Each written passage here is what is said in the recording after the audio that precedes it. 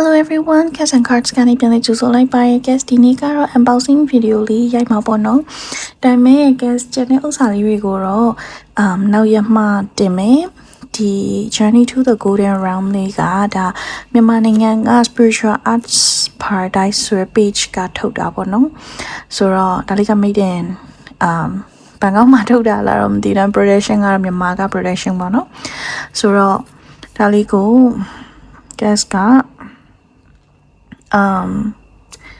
unboxing လုပ်ပြမှာဖြစ်ပါတယ်ဒါကတော့ Journey to the Golden Realm ပေါ့နော် guest ဒါကဘလောက်ပေးဝယ်ရလဲဆိုတော့ guest မမှတ်မိတော့ဘူးဆိုတော့guest တင်တော့3သိန်း4သိန်းဝန်းကျင်ဖြစ်မယ်ထင်တယ်ပေါ့နော် guest တိကျမမှတ်မိဘူးguest စာလေးရေးပေးထားမယ်သူက limited edition ကတော့ဒီထက်ပိုစီကြီးရယ် guest ကတော့ standard edition ပဲဝယ်လိုက်တာပေါ့နော်ဒီ publisher ကထပ်ပြီး Oracle ထပ်ပြီးထုတ်ဖို့လည်းရှိတယ်ဆိုတော့အဲ Oracle လည်းစိတ်ဝင်စားနေရပေါ့နော်ဒါပေမဲ့ Oracle ဆိုတော့ guest တိပြီးတော့ဝယ်ဖြစ်ဖို့မတိချသေးဘူးဒါပေမဲ့ဝယ်တော့ဝယ်ဖြစ်မှာပါအဲ့ဆိုထွက်ပြီးဟေ့ဆိုရှင်တော့လူချင်သွားမှာဆိုတော့ဝယ်ဖြစ်မှာပေါ့နော်ဒါပေမဲ့ဒါရင်ဆို tarot card လေးကို guest ကြည့်အောင်ဆိုတော့ guest ဒီနေ့ဒီဟာကတော့ဒါ guest deck တခုလည်းတည်တတ်မှာတာပေါ့နော်မနေ့ပြန်ကြားလို့ရှိရင် VIP client တွေကို guest ကြည့်ပေးဖို့လည်းရှိရယ်နောက်တစ်ခုဒီ deck နဲ့ကြည့်ကြလို့မျှော်နေတဲ့ VIP client တချို့လည်းရှိရယ်ပေါ့နော်ဆိုတော့ဒီ deck လေးကိုမြန်မြန်လေး unboxing လုပ်ချင်တာ guest တကယ်တော့လက်ကနာနီယာလက်နာနီရောလက်သေးလှလှလေးတက်ပြီးတော့မှ unboxing လုပ်မယ်ဆိုပြီးတော့အချိန်ဆွဲနေရတာ guest ကိုရောက်တာ9ရက်ကျော်လောက်ရှိပြီပေါ့နော်5ရက်ရှိပြီဆိုတော့ဒါလေးကိုအရင်ဆုံး unboxing လုပ်မယ်ဒီဟာလေးတွေကတော့ make set တာပေါ့နော်ဒါနောက်ထပ် video တွေမှာ unboxing လုပ်မယ် deck လေးပေါ့နော် Amber Moon Tarot ပါတယ်ပြီးတော့Dark Moon Oracle ဒါလေးကကြတော့ Yasmin Boland ရဲ့ဥစ္စာပေါ့နော် Monology creator ကထုတ်ထားတဲ့ဥစ္စာပဲဒါလေးကအဝိုင်းလေးနေပေါ့နော်ဆိုတော့ဒါ past life energy check reading interest ဆိုပြီး guess ဝယ်လိုက်တာဆိုတော့နောက်တစ်ခု guest ကိုအခုနောက်ပိုင်းလीအဲ့လို outline နေနဲ့တိုက်ခိုက်ထားတာရှိလားအဲ့လိုမနာလိုတဲ့သူရှိလားဆိုတော့မိခွန်းနေခဏလာမေးချရပေါ့နော်ဆိုတော့အဲ့အတွက်ကို guest ဒီ deck လေးဝယ်လိုက်တာပါပြီးတော့နောက်တစ်ခုဒါကတော့ love casting ဆိုတာအခြေအတွက်လာမေးတဲ့သူတွေအတွက်ပေါ့နော်guest ဒီချာလေးကြည့်ပေးလို့ရအောင်ဒါကတော့become a love caster to manifest the love you desire ဆိုအထူးသဖြင့်အခြေ ritual အပ်တဲ့လူတွေပေါ့နော်အခြေအတွက် oracle guidance ယူခြင်းတဲ့လူလေးတွေအတွက် guest ကြည့်ပေးဖို့ဆိုပြီးတော့ဝယ်လိုက်တာနောက်တစ်ခုကတော့the cosmic slumber ပေါ့ဒါတော့တော်တော်များများစီမှာရှိမယ်ထင်တာပဲဒီ deck ကထွက်တာတော်တော်လေးကိုကြာခဲ့ပြီဒါပေမဲ့ guest စီမှာကဒီ cosmic slumber ကမရှိဘူးပေါ့နော် gas တခါမှမသုံးဘူးauthentic လည်းမသုံးဘူး copy လည်းမသုံးဘူးဆိုတော့ gas တခါတော့ authentic တန်းပြီးတော့ဝယ်လာပေါ့နော်ဆိုတော့ဒါကတော့ gas ဒီနေ့တော့ဝယ်ထားတဲ့ deck တွေပေါ့နော်ဒါ Asia Bookstore ကို gas ဒီနေ့လမ်းကြုံလုံးဆိုပြီးဝယ်လိုက်တယ်ပြီးတော့ဒါကတော့ဒီချာဒီ deck လေးကိုလိုချင်လို့ကိုတကူတခအချိန်ချိုင်းဆောင်ပြီးမှားထားပါတော့ဆိုတော့ဒီနေ့တော့ကတော့ဒါလေးကို unboxing လုပ်ရအောင်ဆိုတော့intro ဝင်တာရမ်းကြသွားရင် sorry ပါ guest ကအခုလောပျောက်နေတော့ viewer ရောအရန်လွှမ်းနေရပါတော့ guest စကားပြောကြရအများကြီးဖြစ်နေရ okay so တော့ဒီ tag လေးကနေစပြီးတော့ဖောက်ကြည့်ရအောင်ဘယ်လိုဖောက်ရမလဲတို့ဖြည့်ရနိုင်ကက်ချီလို့မယ်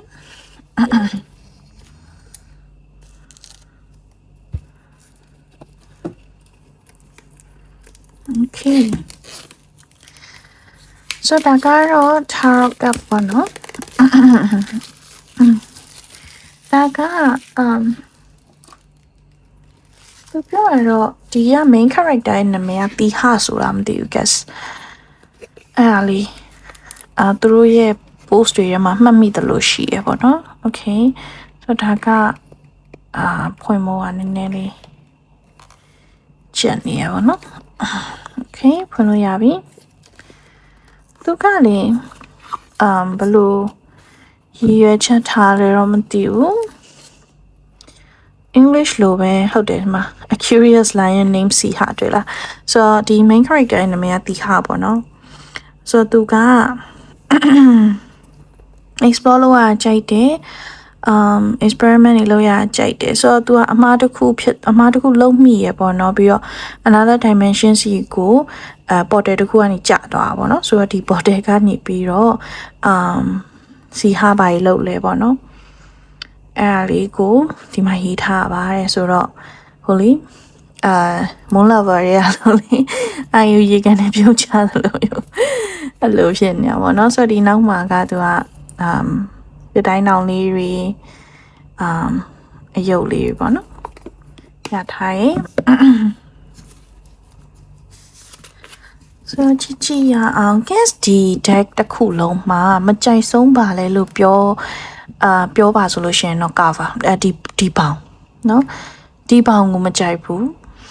ဘာလို့လဲဆိုတော့ guess ကဒီ deck ထဲကနေပြီးတော့ဒီ deck ပေါ့နော်ဒီ color ဒီ deck ထဲကနေပြီးတော့ဒီအရောင်ထွက်လာမယ်ဆိုတာကိုလုံးဝမခံစားမိရပေါ့နော်ဒါပေမဲ့ तू ကဟိုလေTaylor Swift like ဘာလဲ Life of a Showgirl ဆိုလားမသိဘယ်ဟာလဲမသိပဲချင်းလည်းမသိအဲ့ဒါကိုအရောင် inspire ယူထားတဲ့ပုံစံမျိုး guess comment တစ်ခုထဲမှာတွေ့လိုက်တယ်ဒါသူတို့တကယ်ရွေးချက်ဟုတ်မဟုတ်တော့မပြောတတ်ဘူးဒါပေမဲ့နော်guess မျောလင့်ထားတာကဒီဘေးပေါင်တွေကိုလိမ်မော်ရောင်လေးဖြစ်ဖို့မျောလင့်ထားတာလိမ်မော်ရောင်ဘေးပေါင်ကိုလိမ်မော်ရောင်အနောက်ဘက်ကိုအမဲရောင်သို့မဟုတ်ဒီ color တုံးတွေကပဲပေါ့နော်ဒါမှမဟုတ်လဲအဝါရောင်ပေါ့နော်ဘာလို့လဲဆိုတော့ तू ကဒီ main character ရဲ့နာမည်ကချင်းသေးလေးတီဟာပေါ့နော်ဆိုတော့ဒီချင်းသေးကိုနည်းနည်းကိုစားပြုနိုင်တဲ့ပုံလေးတွေပေါ့နော် guess ကအဲ့လိုလေးဖြစ်မယ်လို့ထင်ခဲ့ရပေါ့နော်ဒါပေမဲ့it's okay ဘာပဲဖြစ်ဖြစ် guest တို့ကြည့်တာပေါ့နော်ဒီထက်မှာစာအုပ်မပါဘူးလား guidebook ရော guidebook မပေးဘူးနဲ့တူတယ်ဟုတ် really guidebook က limited edition နဲ့မှာပဲပါလား standard မှာမပါလားမပြောတတ်ဘူးdeck ထုတ်ရင်guidebook ကဘာလို့လဲ guess ပဲပျောက်သွားလားဟုတ်ပါဘူးနော် deck ထဲကနေဒါပဲထွက်လာနော် guidebook မပါဘူးဆိုတော့ဒီမှာ the fool ရင်ဆုံးရထားတယ် the magician ကိုကလုံးရုပ်ကလေးနဲ့ပြထားတယ်the high priestess the empress the emperor okay the hierophant ဖုန်ကြီးဘေးမှာကပ်ပြရလေး the lovers သူဆွဲထားတဲ့ပုံစံကတော့တော်တော်လေးကို creative ဖြစ်တယ်ကြည်ရလေတော်တော်လေးကို creative ဖြစ်တယ်ဒါမြန်မာရိုးရပါတော့character တွေလည်း guess ဒီထဲမှာအများကြီးတွေ့ရပါတော့ The Hermit Wheel of Fortune ဒီမှာတခြားမင်းဆင်းလာလားမသိဘူး Wheel of Fortune ပြီးတော့ဒီမှာ Justice The Hanged Man ချစ်စရာလေးစောကြီးရုပ်သေးလေးနော် The Hanged Man ကိုထည့်ထားတယ် Death Card သူကဒီမှာတည်သွားပြီးတော့ဝိညာဉ်ဘဝမှာsorry နောက်ဘဝလားမသိဘူးပေါ့နော်နောက်ဘဝပြန်ဝင်စားမျိုးပြောတာ Temperance guess ကလေးတကယ်တော့လေဒါကို guidebook ကိုမြန်မာလိုထုတ်ဖို့မျှော်လင့်ခဲ့တာပေါ့နော်ဒါပေမဲ့ guidebook ဆိုတာကလည်း author ကရေးရမှာနဲ့စာစီရမှာနဲ့ဘာညာနဲ့အချိန်နည်းနည်းတော့ပေးရတယ် limited edition ထဲမှာပါလာတော့မသိဘူးကြိပါတယ်ဆိုလို့ရှိရင်တော့မိုက်တယ်ပေါ့နော်ဒါပေမဲ့အကယ် limited edition မှာလည်းမပါဘူးဆိုလို့ရှိရင်တော့ထုတ်တင်တယ်ပေါ့နော်အဲ့လိုတော့ guess မြင်တယ်ဆိုဖတ်ချင်တဲ့သူရှိမှာပဲလေအဲ့လိုတချို့အများစုက guidebook မဖတ်ကြဘူးဆိုပေမဲ့ပေါ့နော်ဒါမြန်မာလိုဆိုတော့လေနည်းနည်းစိတ်ဝင်စားတာပေါ့နော်မြန်မာလိုသာရေးခဲ့ရင်တော့ပိုကောင်းမှာပေါ့ guidebook ကိုလေဆိုဒီမှာက temperance လေးပါမယ် the devil guess မြန်လေးပြလိုက်မှာပေါ့နော်ဆိုတော့ ကတ်တီအများကြီးရှိရဆိုတာကြာပါမှာဆိုလို့ so the star ကဒီမှာနဂါနော်နဂါမေတော့ရုပ်လေးနဲ့ပြီးတော့ဒီမှာ the moon ပါတယ် the sun ပါတယ်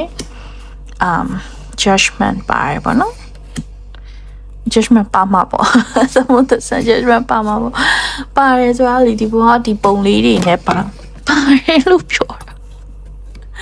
ဒီဘောကဒီပုံလေးတွေနဲ့ပါတယ်လို့ပြောတာ sorry ပါ the world okay ace of wands ဒါတော့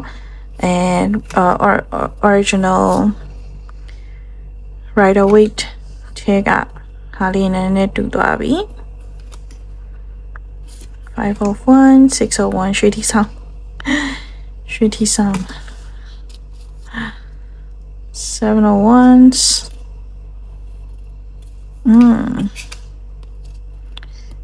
8 of wands ဒါတော့မတူဘူးเนาะ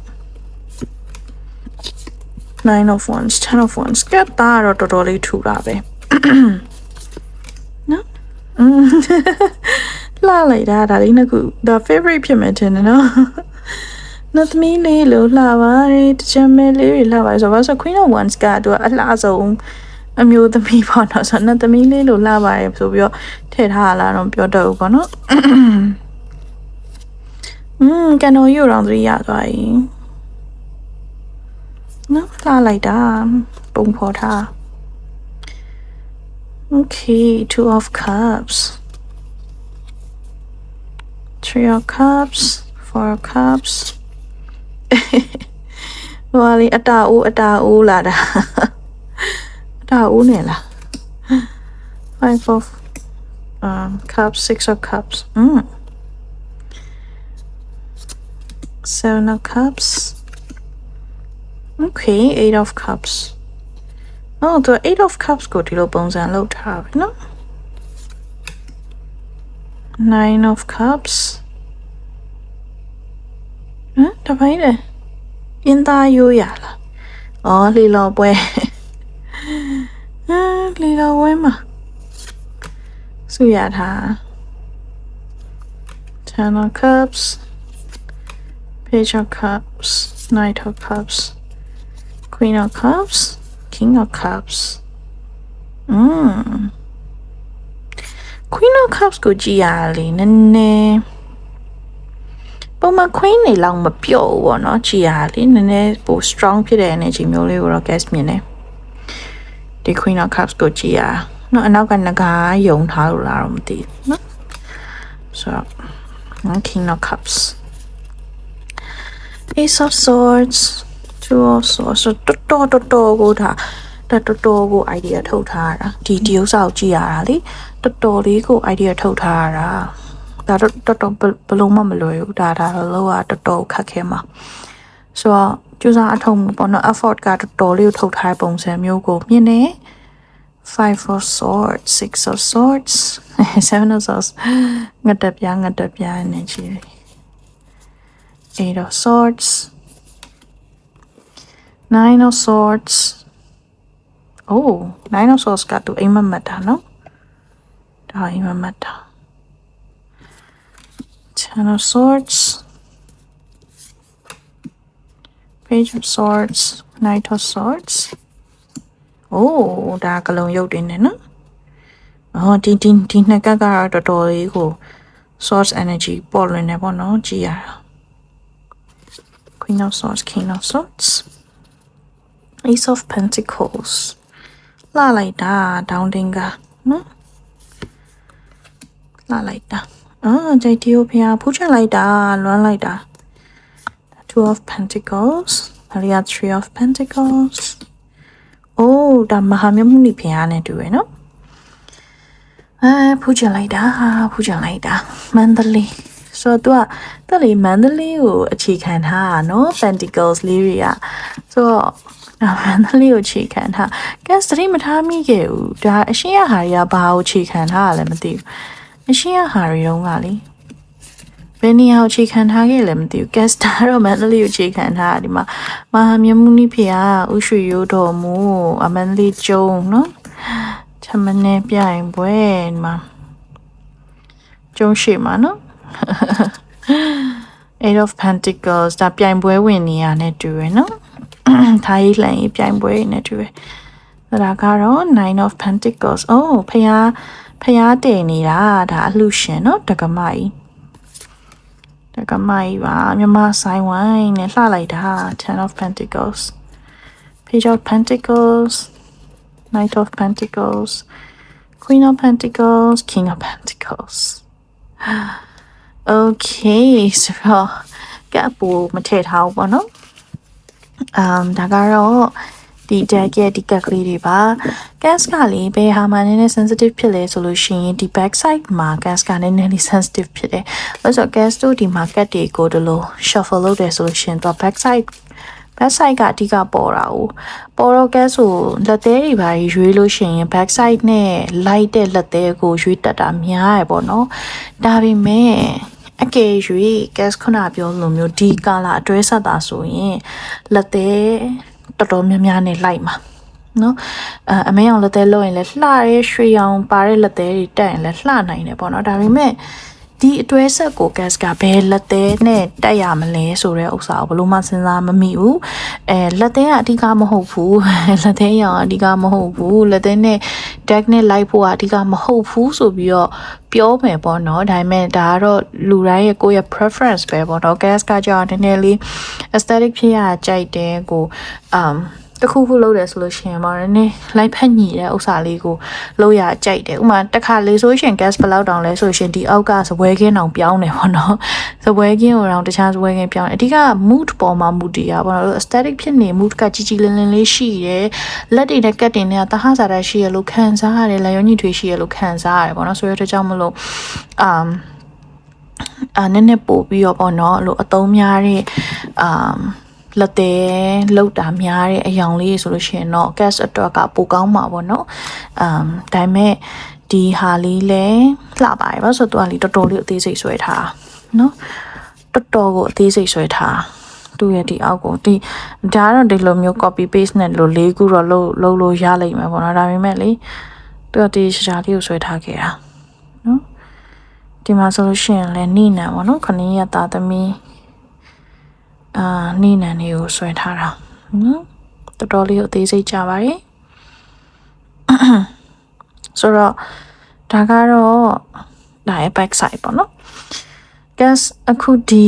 ဟာကိုသုံးမယ်ဆိုလို့ရှိရင်တော့ဘာလက်သေးသုံးမလဲပေါ့နော်ဘာလက်သေးအယောင်သုံးမလဲဆိုလို့ရှိရင်ကြောက်ဒီအစိမ်းရောင်ပဲသုံးမရမှာပေါ့နော်ဒီလိုပေးပါရင်ဒီအစိမ်းရောင်နော်ဒီရောင်ပဲသုံးမရမှာပေါ့နော်ဆိုတော့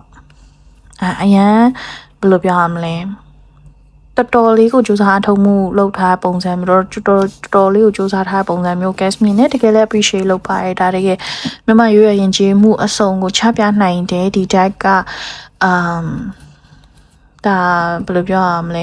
ယဉ်ကျေးမှုတွေကိုပို့ပြီးတော့နားလေလေးပို့ပြီးတော့ဒီ tech character တွေပို့ပြီးတော့တိလေးပို့ပြီးတော့ဟောလို့ပြောလို့ကောင်းလေးပေါ့နော်အဲ့လိုမျိုးပုံစံလေးကိုမြင်နေပြီးတော့ဒီရှင်းမှာသုံးထားတဲ့အယောင်လေးတွေကလည်း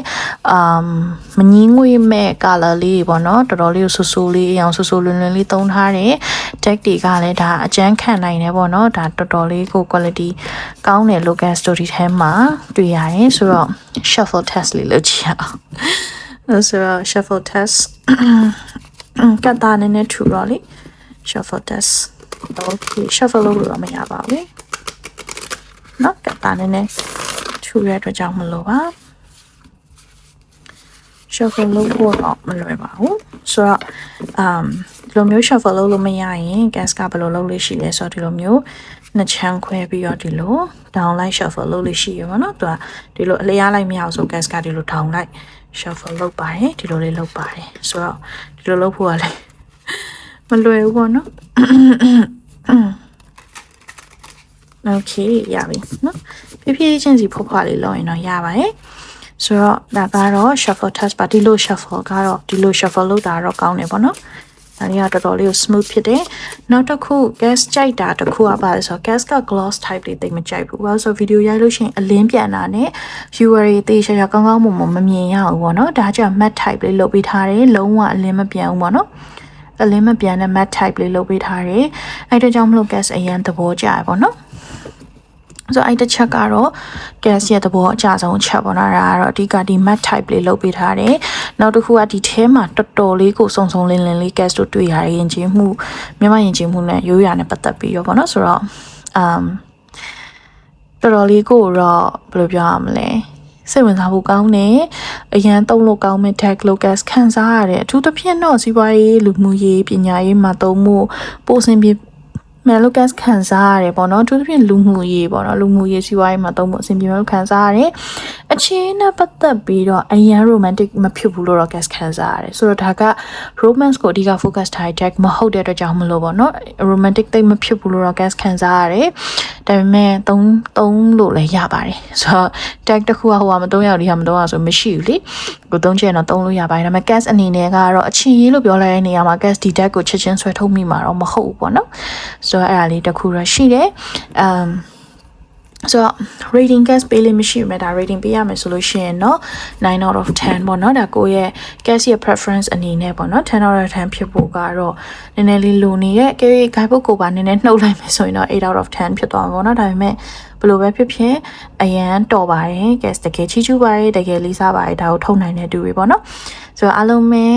ဒီ tag လေးသဘောကျလားသဘောမကျလား gas ကို comment ထဲမှာပြောခဲ့ပါဒါပေးရတဲ့စိနဲ့တန်လားပေါ့เนาะအဲ့ဒါလေး comment ထဲမှာပြောခဲ့ပါ gas တို့နောက်ထပ် tag တွေဒီ tag တွေကို unboxing လုပ်တဲ့ခါကြလို့ရှင်လေပြန်ပြီးတော့တွေ့ကြပါမယ် bye bye